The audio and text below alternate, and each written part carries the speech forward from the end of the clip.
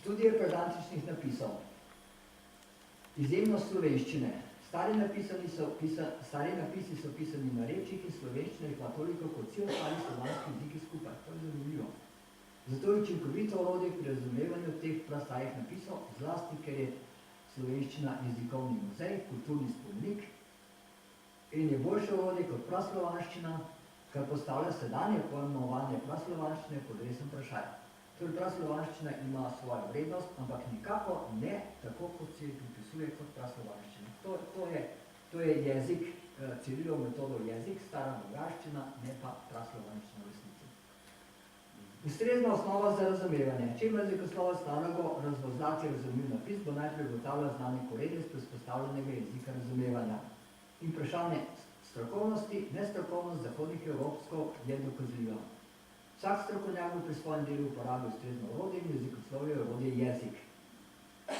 Na venetskih področjih sta samo dva starodavna jezika, latinski, ki se še ohranja, in pa slovenski. Torej, latinskega dosledno uporabljajo, čeprav v več generacijah niso prebrali niti enega samega napisa. Zakaj pa nočejo slovenskega, ko so bili opozorjeni na to? Ivan Tomažič je imel celo predavanje v Italiji. Seveda, če bi to sprejeli, bi morali zavedeti vse, kar so zdaj naredili, in reči, to, kar smo delali, je laž. Razumevanje neznanih napisov. Glejte, če boste vprašali predšolsko deklico, naprimer, dobila si pisemček, pa ne znaš še brati, kaj boš pa naredila. Bi rekla, ja, mamica bi ga prebrala. Glejte, predšolski otrok ve, kaj mora narediti, v znanosti pa ni to, da ve. Mora poznati vse, kar je o tej določeni stvari pisano in to preveriti, zavrniti ali sprejeti. Tega pa nočejo, seveda. Če boste gimnazijska vprašali, dobil si pismo iz Francije na rdečem papirčku, verjetno tvoja simpatija piše, nočeš, da bi ti kdo drug prebral, kaj boš naredil, rekel, prevedel bom, ne? Ja, kakšen slovar pa boš vzel? Latinsko-grški, ne? Zasmejo, kakšen latinsko-grški si prevajam iz francoščine slovenščino? Že, dobro, pa boš vzel francosko-slovenski slovar, ampak vzel boš od zadnji slovara, ne? Poslušajte, od zadnji slovar je za prevajanje popolnoma neuporaben. Če hočem eno samo besedo pogledati, moram imeti čez cel slovar, v elektroniki je to lažje, na papirju moram imeti pa čez cel slovar, da bi mu gotovo. Skratka, neuporaben.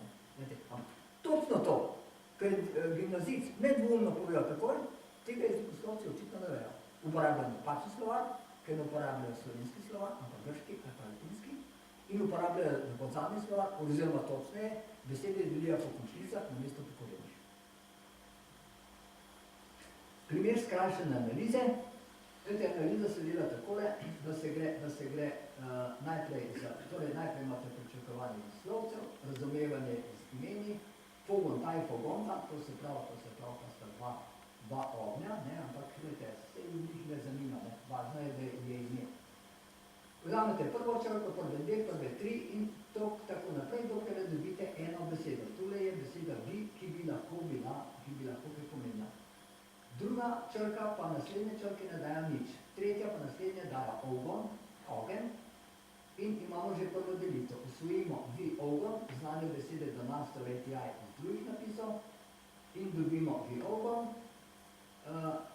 ogen, donasto. Zdaj imamo pa varianto t, ta, taj, t, na, usvojimo taj in ta in dobimo končno rešitev, v ogen ta, v